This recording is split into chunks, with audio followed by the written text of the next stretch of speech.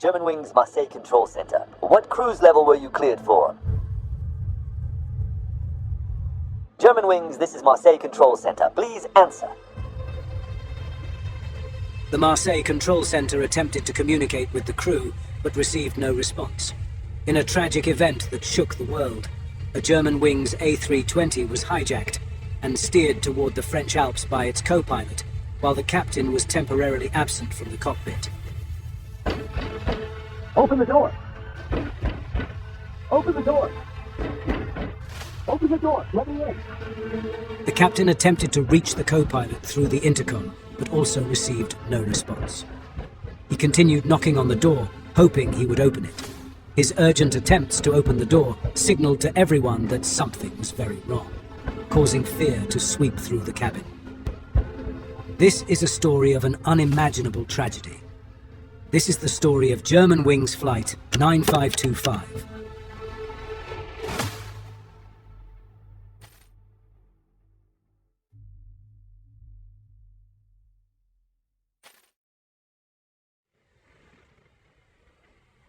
On Tuesday, March 24, 2015, an Airbus operated by Germanwings was en route from Düsseldorf to Barcelona. During the flight, in the captain's absence, the co-pilot made remarkable changes to the set altitude. He adjusted the aircraft's selected altitude to 100 feet for 3 seconds, escalated to its maximum of 49,000 feet, and then finally settled back at 35,000 feet. It seemed as if the co-pilot was trying something out, something he would do again on the return flight, this time with fatal consequences. Despite these adjustments in altitude settings, the engaged autopilot modes meant that these changes did not alter the aircraft's descent path. After the captain returned to the cockpit, the flight resumed its normal course, eventually making a smooth landing at Barcelona airport. The aircraft then made its way back to the gate. Shortly after, 144 new passengers boarded the aircraft, while the crew, composed of 6 individuals, stayed unchanged. The captain on this flight was 34-year-old Patrick Sondenheimer, a German national with almost 7,000 flying hours. Of these, more than 3,800 hours were logged on the Airbus A320, with 259 of those hours as a captain. For this flight, he was assigned to be the pilot monitoring. The co-pilot, 27-year-old Andreas Lubitz, also from Germany, had logged more than 900 flying hours, with 540 of those hours on the A320. Andreas was the pilot flying for this journey. From a young age, he had a lifelong dream of becoming a pilot. At the age of 14, he joined the local gliding club, where he obtained his gliding license 2 years later. However, this wasn't enough to satisfy his passion for the skies. On the 1st of September 2008, he started his basic training at the Lufthansa Flight Training Pilot School in Bremen. Unknown to many in his life, Andreas began experiencing significant struggles. He developed severe depression and insomnia. At one point, he even contemplated suicide. Seeking help, he consulted a psychiatrist. Alongside therapy and relaxation techniques, Andreas was prescribed an antidepressant. He had to halt his pilot training because his medical certificate was not revalidated by the Lufthansa Aeromedical Center. This decision was due to his condition and the medical treatment he was receiving. A few months later, Andreas's mental health showed significant improvement, something his psychiatrist confirmed. Yet, despite this progress, a setback occurred on July 14, 2009, when his request to renew his medical certificate was denied, prompting the Lufthansa to notify the LBA. Just 2 weeks later, Andreas was granted a new Class 1 medical certificate, allowing him to finally return to pilot school. This certificate was valid for 1 year, but came with a critical condition. It would be revoked if he suffered a relapse into depression. After passing his ATPL written exam, he continued his training at the Airline Training Center in Phoenix, Arizona, stretching from late 2010 into early 2011. His ambition didn't stop at flying. He also served as a flight attendant for Lufthansa for over 2 years, simultaneously continuing his pilot training. His skill and determination led to successfully obtaining his A320 type rating in Munich by late 2013, and he soon joined Germanwings. By June 2014, he passed his proficiency check and became a co-pilot. Throughout his training and evaluations, Andreas consistently impressed his instructors and examiners, who considered his professional performance to be above standard. In late 2014, Andreas's mental health worsened, with vision and sleep issues prompting him to consult several private physicians. By early 2015, he had received sick leave certificates and medication for a psychosomatic and anxiety disorder. He was referred for psychiatric treatment due to suspected psychosis, and additional medications, including sleeping aids, were prescribed shortly thereafter.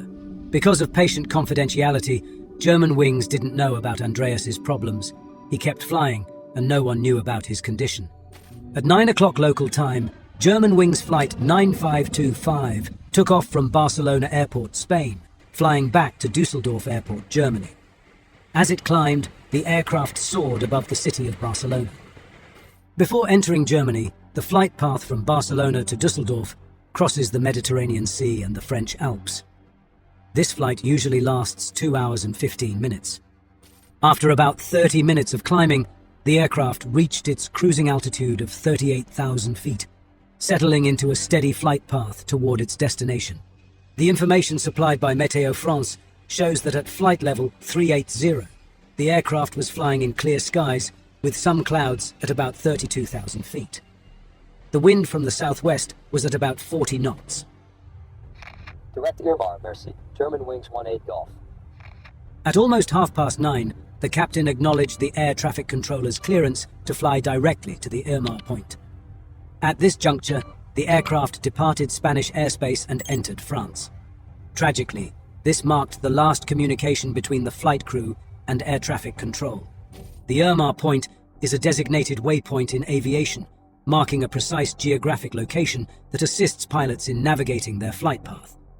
It serves as a critical reference for air traffic control, particularly during transitions between airspace sectors. Like other waypoints, it is typically marked by a combination of letters and numbers. I'm going to the bathroom. Can you take over radio communications? Yes, sure.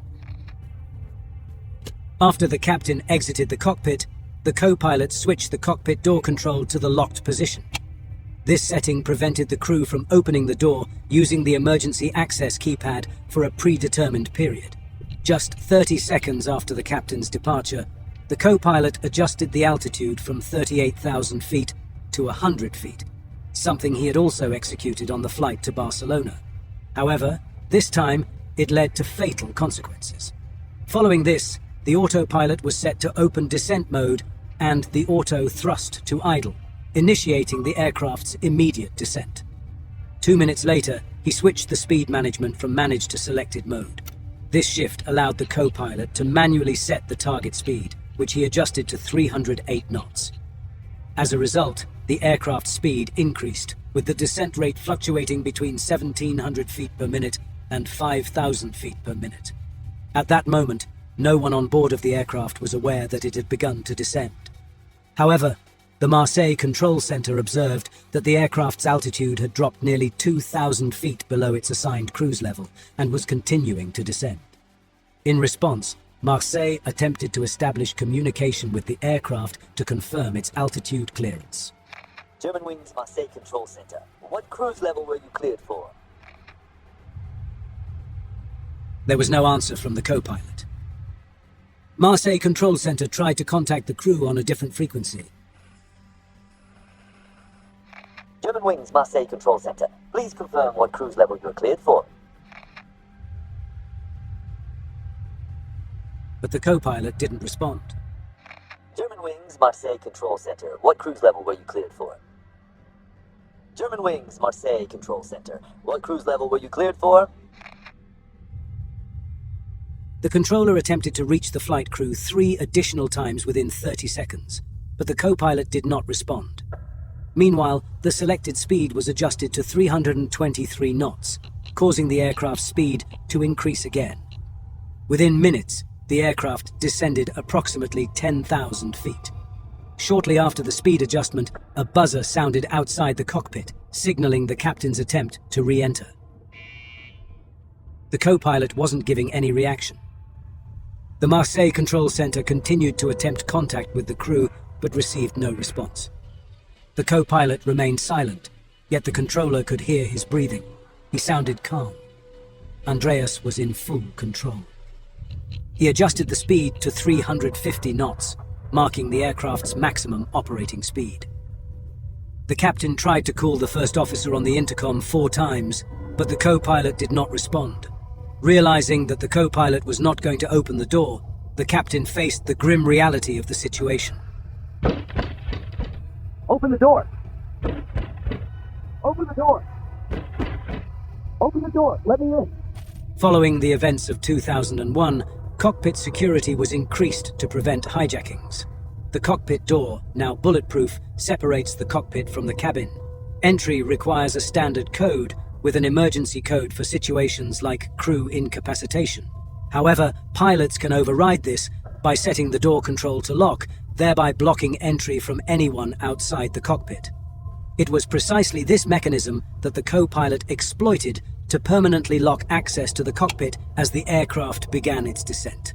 With the door locked, the captain was unable to re-enter the cockpit. The captain looked through the windows and saw that the aircraft was descending rapidly. He resorted to using an emergency axe to access the cockpit. Despite his efforts, the cockpit door remained impenetrable. Panic spread among the passengers when they saw and heard the captain shouting to get the door open. The captain's urgent cries made everyone realize something was very wrong, causing fear to sweep through the cabin. Open the goddamn door. Open the door. Now, let me in. The Marseille Control Center, along with an air traffic controller from the French air defense system, attempted to establish contact with the flight crew, but never received a response. Furthermore, the flight crew of another aircraft tried to reach out to them, but they had no success. Germanwings Marseille Control Center, please answer. A French military jet was dispatched from the Orange Caritat airbase in a rapid attempt to intercept the aircraft. However, the situation had already escalated to a critical point. The aircraft had descended below 7,000 feet, with the mountains looming closer, triggering the activation of the ground proximity warning system. Terrain ahead. Open the door. Pull Now. out. Terrain Open ahead. the door. Pull out. Terrain ahead. Pull Open the out. door. Terrain ahead. Open the door. Pull Now. out.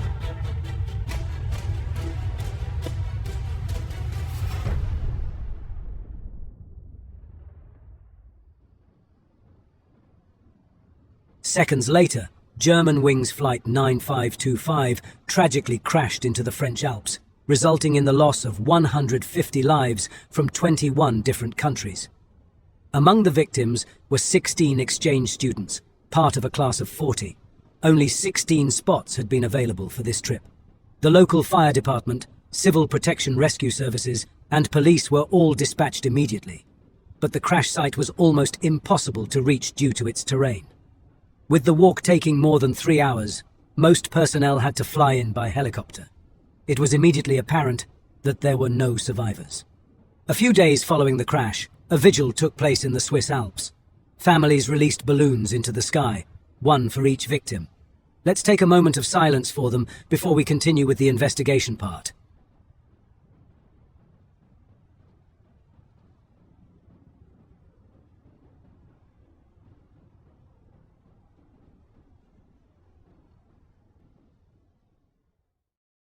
On March 26th, 2 days after Flight 9525 crashed, Lufthansa CEO Carsten Spohr addressed a room full of cameras and families.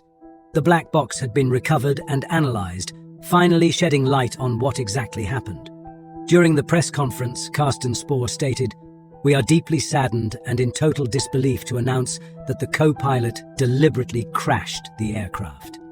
Not even in our worst nightmares could we have imagined that such a tragedy would happen in our very own company." A search of Andreas Lubitz's home uncovered a hidden notification of illness. On the day of the accident, the pilot was suffering from a psychiatric disorder, possibly a psychotic depressive episode, and was taking psychotropic medication, making him unfit to fly. Neither the airline nor his colleagues were aware of his condition. Additionally, investigators found diary entries and an online search history. His searches covered topics such as painless poisons, methods to induce blindness, overdosing on antidepressants, death by petrol, and details about the locking mechanism of the Airbus A320 cockpit door. Lufthansa took immediate action to provide compensation to the families of the victims, continuing their support with further assistance in the months that followed. In response to the tragedy, important safety recommendations were proposed. After the tragedy, aviation authorities proposed a series of safety measures to enhance aviation security and provide better support for pilots. These measures initially introduced a temporary two-person rule in the cockpit, which was subsequently revoked. Recommendations also included conducting psychological evaluations for pilots, implementing random drug and alcohol testing, and ensuring stricter oversight of aeromedical examiners. Additionally, there was a call for better privacy rules to make it easier to share medical information and for setting up a European database for aeromedical data. The last recommendation was the implementation of pilot support and reporting systems. It was determined that one of the reasons Andreas may not have reported his worsening depression was the fear of losing his job and facing financial repercussions. Therefore, support networks needed to be established to make it easier for pilots to seek help and make informed decisions about their mental health without fear of negative consequences.